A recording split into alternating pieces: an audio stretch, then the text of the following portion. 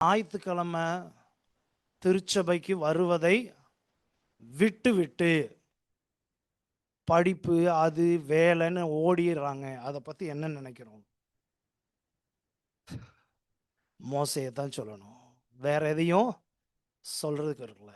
தேவனை ஆராதிப்பதை விட கல்வி பெருசு இல்லைங்க.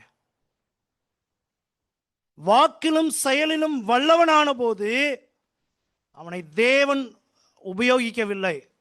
அவன் திக்குவாயன் ஆன போது தேவன் அவனை உபயோகித்தார்.